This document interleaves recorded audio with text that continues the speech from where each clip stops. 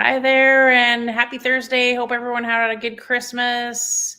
Happy holidays. Ricardo, how are you? Happy holidays, everyone. I'm fine. I'm really, really happy to be here today. I know you're still on holidays, so thank you for coming on the show, Absolutely. Wouldn't my miss it. loyal co host. Today we have a very special guest. Everyone's talking about the border, and this is something that we need to address. That's part of our community. So today we have Scarlett with us. Scarlett, can you tell us who you are and what your role is? Hello, I am Scarlett Grauer, and I am here at Barb Dog Rescue in Puerto Penasco. I run the facility on site along with our amazing board members that are throughout the United States, but I am here on site. That's great. So I get a lot of comments from people, they drop off dog food when the border is open. They just leave it outside the gate and they've never been in your facility. So can you just tell us day-to-day operations? What does one day look like for you? Every day is different. Just like I started my day off this morning about 8 o'clock, I went around to about 11 different pens just to play with them, socialize, make sure they're healthy.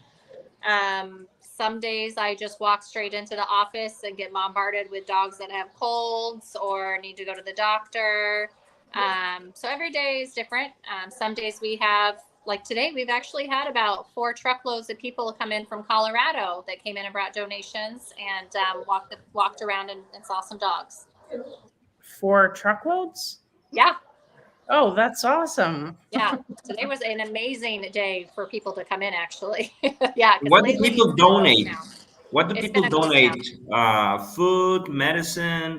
What exactly they donate? The typical donation is dog food. Some people bring towels and blankets. Some people, like today, we had a lot of some Gerber baby food and Gerber baby cereal food because we do have a lot of puppies right now that need that extra nourishment. But always needed canned dog food. You can't buy it in Puerto Penasco, so I push canned dog food. We cannot even buy it down here. So this border closure is going on week number 4. Can you tell us how it's impacted the rescue? We typically adopt out, especially this nice weather time of the year, we adopt out at least, I would say, probably 10 to 15 dogs a week. We have done maybe 1 a week right now. So our facility is overloaded right now. Money-wise, we have spent over $8,000 in buying our own dog food from Sam's Club. In the last 2 weeks, we've spent over $8,000, and we have dog food sitting in Yuma that could get to us, but it's just not enough people are coming down to bring it to us. So financially, it's hurting us too. So is there well, like I said, it's week 4. Are you guys kind of getting by day? Is there like, another month is going to be not good for us? No, yeah. Definitely another month is going to be hurting the community because we are seeing more street dogs now. So more people are bringing in street dogs to us that would not have been on the street. We have had a dog brought into us every day for the past 7-8 days. So we are overloaded. So now we're starting to supply dog food to people so they don't bring their dogs into us. We're starting to give them dog food to help them out. What are the requirements, Scarlett? What are the requirements to accept a dog? Well, in the past, the requirements were as long as it doesn't eat our face. I mean, for the most part, as long as they're friendly. Yeah, as long as they're friendly. But right now, we literally have, I think, maybe 5 crates open in our facility that are in the house that are small crates. Mm-hmm. So small dogs are easier for us. But as of right now, we have so many small and bigs. We're having a lot of dog fights right now. So we're trying to contain and see who gets along with who to keep everybody safe. I see. So basically no requirements. It's just you need more space now. We need more space. Typically, we pull in the ones that are more sick. Like we have a couple of dogs with very bad mange right now, very skinny, starving. that kind of injuries, those definitely we don't let go. But sometimes we do have to say no if the dog is healthy and living well on the street. Interesting.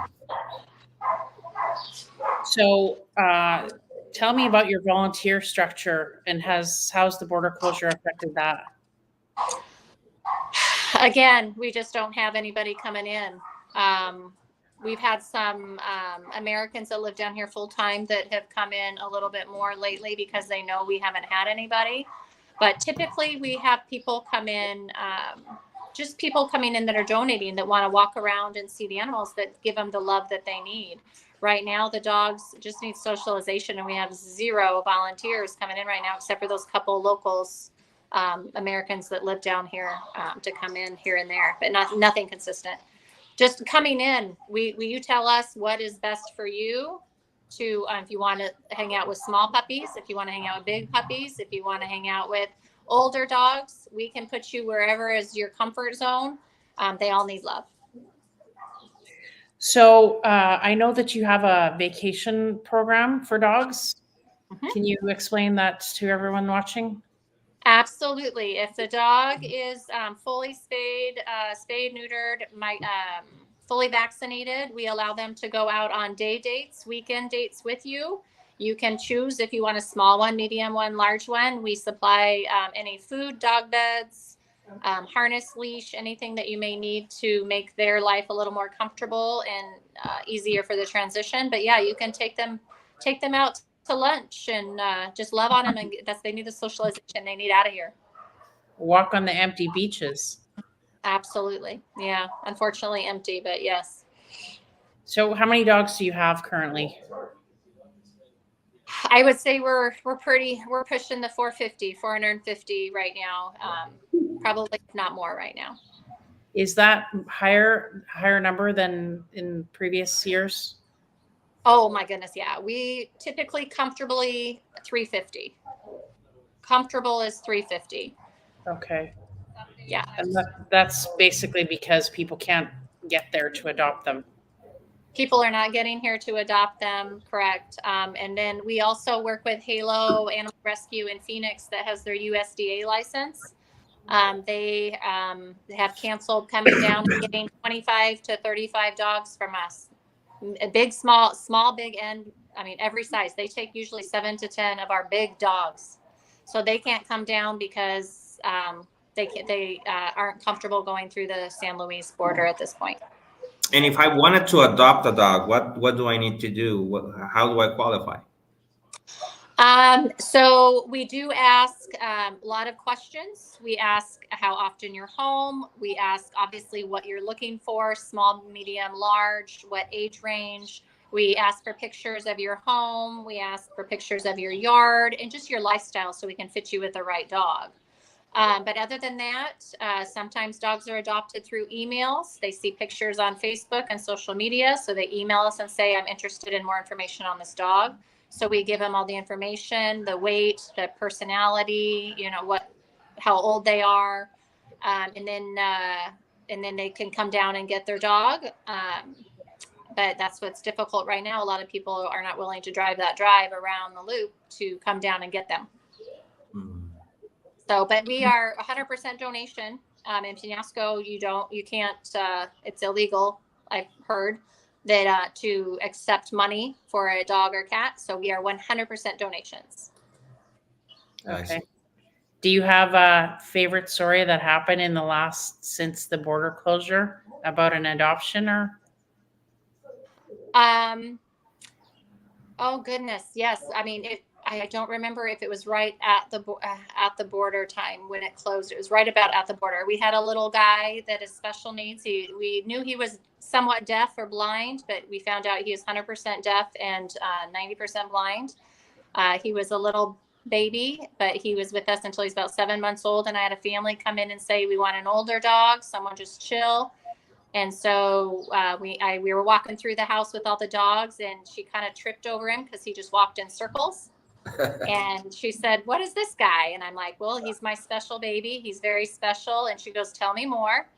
So I explained to this situation. She took him down to the beach for a couple days and said, you know what, I fell in love with this guy. And they just came in today also they're down.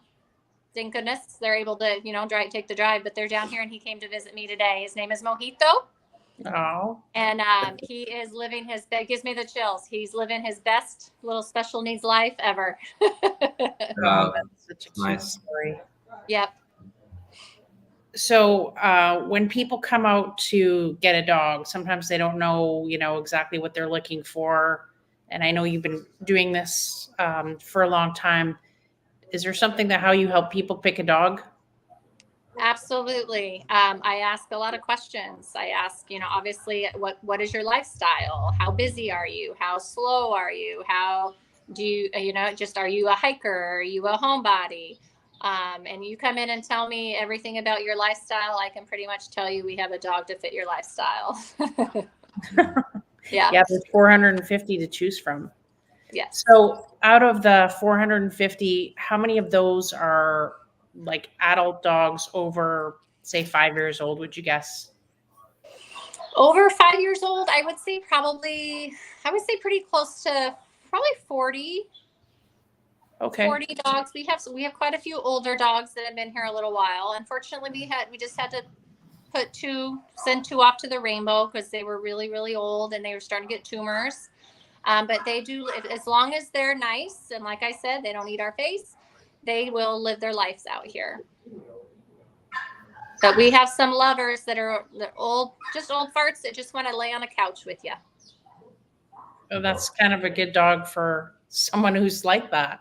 Yep, absolutely. So in your past experience, which dog has been adopted and gone to the furthest location? Canada, actually. We've had in the last 6 months, thank you to Loretta. We've had 3 go to Canada, I believe. Yeah. Yeah, we've had 3 go to Canada. They're loving the snow. Yeah. From the sand to the snow. Yep, that's amazing. I'm so proud to say they go all over. We've had them go to Washington, California, Minnesota, Canada. I hope those were going to Canada weren't Chihuahuas. No, she wasn't. Nope. They're big beefy ones. They'll handle it. So what would you say to someone who's like, I know I want a purebred dog because they're bred for doing a certain task or whatever. You have a lot of experience with dogs and training them. What would you say to that? I said it's silliness. Silliness. I mean, if you take a mixed mutt, they're just as smart. They're able to learn. We've had quite a few dogs that have been rescued through Barb's Dog Rescue and another rescue I worked with, Puppy Love. They're service dogs now. I mean, they'll call us and send us updates, and they're service dogs now. They're working dogs. They're trained dogs. They're dogs that you can walk off, without a leash. Mutts are the best because they have all those breeds mushed together. And right. And they know they're saved. Rescues truly know they're saved animals, and they appreciate their humans. I think that's true. Ricardo, do you have a dog? I do. In fact, it's a rescue.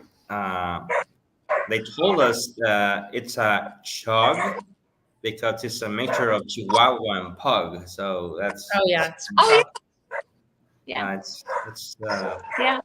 And even to say, like, if somebody needs a hypoallergenic dog, when you go to a rescue, we can never really promise they're hypoallergenic. There are rescues out there too there's poodle rescues, there's doodle rescues, there's retriever rescues. I think every dog out there has a rescue. So I know the dogs come from like the streets of Penasco, but you get dogs from Caborca and Mexicali. How does that come to be? So throughout the many of years, Amazing Barb has spread the word so far out there. Mexicali, we actually have a lady and her daughter. We pay her house rent and we supply her with medicine and vaccinations, and she pulls the dogs from the animal control in Mexicali and starts them on medication and their vaccinations. So we usually get them between 10 to 20 to 30 dogs from Mexicali every once in a while. Caborca isn't quite controlled yet, so we do have a couple contacts there. We do help out with their animal control there, but just it's not as controlled with vaccinations and medication yet. But yes, we do work with them as well. Because I'm always, whenever I go out there, I'm just amazed by the wide variety of different dogs there and small dogs. You know, if someone wants a little poodle or Shih Tzu kind of dog, they're there. Yeah. We have the little cute fluffies. We have the little cute chihuahuas. We have 2 black pugs right now, and they're pretty pure. We can't say they're purebred, but they're pretty purebred. Ricardo, maybe your dog needs a partner. Yeah, German Shepherds. We have labs. We have black labs, white labs, chocolate labs. What about the little Chihuahua family? My Little Happy Meal, did they get adopted yet? They have not. I think the little chocolate one is on hold still. But they're not ready yet, but they're just itty bitty littles. But that's what I'm saying. Typically with the border being open and all this stuff not happening, they would all be on hold already and be waiting for their families, but they're not. Have you had dogs that were somehow lost and then found by their owners with you? Yes, actually, about a week ago, I was at the gas station. I took some employees home and I stopped to get gas, and there was 3 dogs running around the gas station, and one was matted hair, just mats and mats and mats, and you couldn't even see his eyes. And I was petting him, and I asked the gas station people, I said, has this dog normally? She goes, yeah, they run around here all the time. They're always around here. And they said, take the dogs. They need to, they need a home. So I took 2 of them because I could catch them. I brought them back to the rescue. And the next day they posted them saying we brought them in, and the family said, those are our dogs. So we did, thank goodness, we're able to give them vaccinations and give them Bravecto for the fleas and ticks. But we did highly suggest for them to take it to the pet salon to get groomed. But that's all we can do. So yes, they did come back and get the dogs, and we do. If people can prove it's their dog, we definitely 100% give them back if they can prove that it's their dog and it's being taken care of. Mm-hmm. So Scarlett, what's your background as far as working with dogs, and how long have you been? How did you end up in Rocky Point?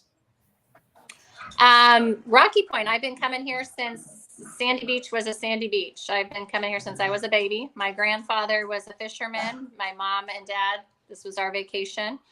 And then about 5-6 years ago, I started volunteering for Puppy Love Animal Rescue, and my son got a job, and then I got a job, and then I started running their books. And so working with Puppy Love and then coming down here and working with Barb, it just kind of fell into. And unfortunately, when Barb got sick, she did confront me and asked me if I would be willing and ready to come down here and run Barb's Dog Rescue when she passes.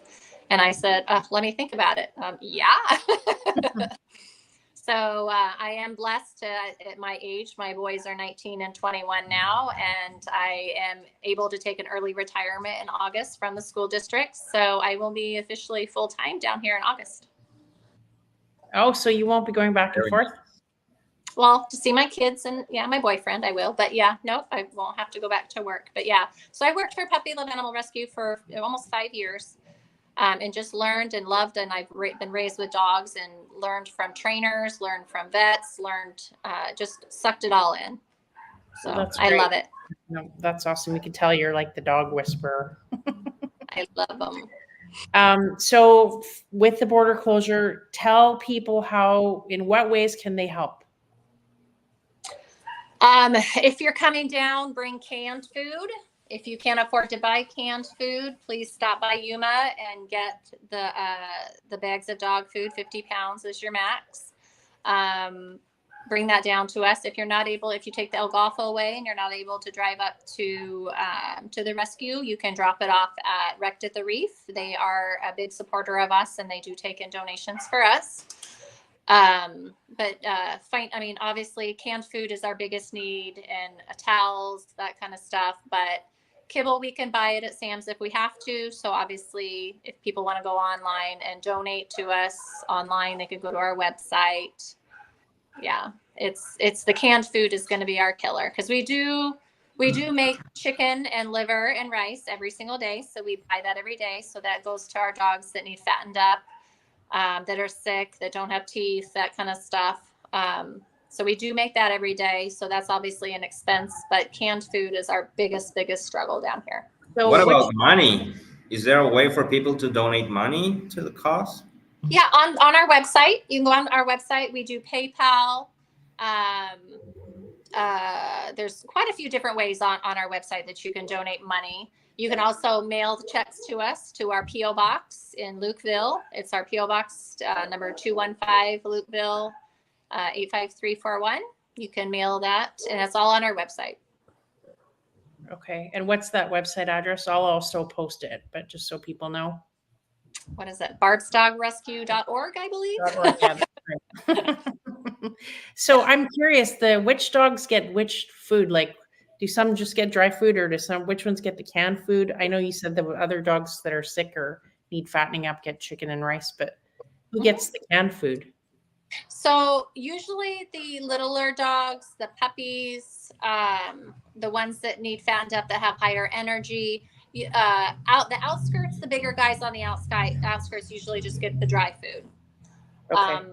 The ones like the mamas with the babies, the healing ones, like I said, sick, skinny, get the canned food with the kibble as well. And then we throw in the chicken and rice, or sometimes they just get chicken and rice because that's all they can handle with their mouth.